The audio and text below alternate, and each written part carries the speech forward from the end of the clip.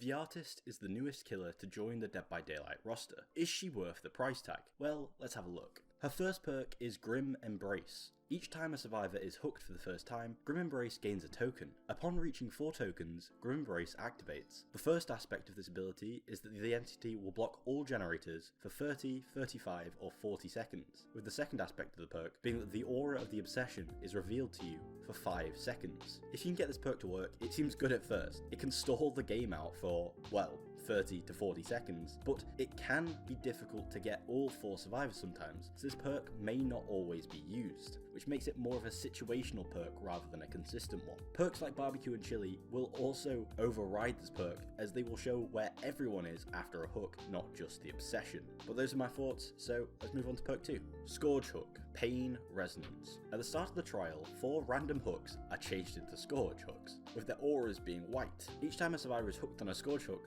the following effect applies. The generator with the most progression explodes, instantly losing 9, 12 or 15% of its progression and starting to regress. Survivors repairing that generator will scream, revealing their location. Now, I think this perk has a really good active, and it might pair well with Agitation or Iron Grasp, so you can guarantee the hooks. As well as the screams may also allow chases to start after you hook someone. But again, this falls into the same category as the previous perk, with Barbecue and Chili really filling this role. So for me, it's another mid-tier perk. Hex Pentimento. You reveal the true power of the totems hidden within their remains. You see the auras of cleansed totems. You can perform a ritual on a cleansed totem to resurrect it as a rekindled totem. The more rekindled totems you create, the greater their effects. At 1 totem, it will reduce the repair speed of all survivors. At 2 totems, it will reduce the healing speed of all survivors. At 3 totems, it will reduce the recovery speed of all survivors. And at 4 totems, it will reduce the gate opening speed of all survivors. And if you make it all the way to 5 totems, well,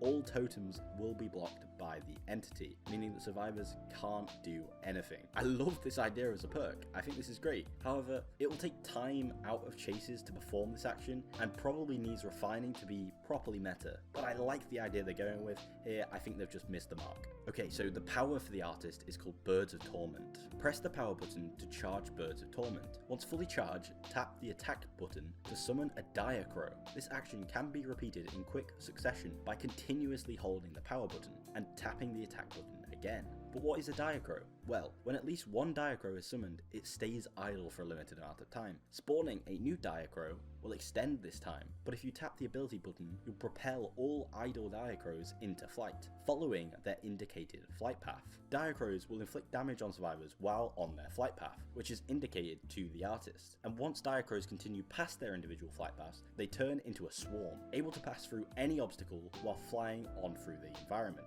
While a swarm continues in a straight line, it will reveal any nearby survivors through Killer Instinct. And if a swarm collides with a survivor, it will start to swarm them with a murder of crows. The aura of the swarm is revealed to the Artist in white at all times, except for when it is being repelled. If a swarm collides with a swarm survivor, it will inflict damage, however. Swarm survivors can repel the swarm either by completing the repel action or by entering a locker. During this time, the swarm's aura is not revealed to the Artist, and colliding with an idle Diacro while repelling the swarm or reset the repel action. Both idle Diacros as well as the swarm can be destroyed by survivors using flashlights, firecrackers or flash grenades. My thoughts on this is it seems like a fun killer. It seems like you can control areas which can be easily looped by positioning your Diacros. That means that there could be a high skill cap to this killer, meaning it would take a while to get used to this mechanic.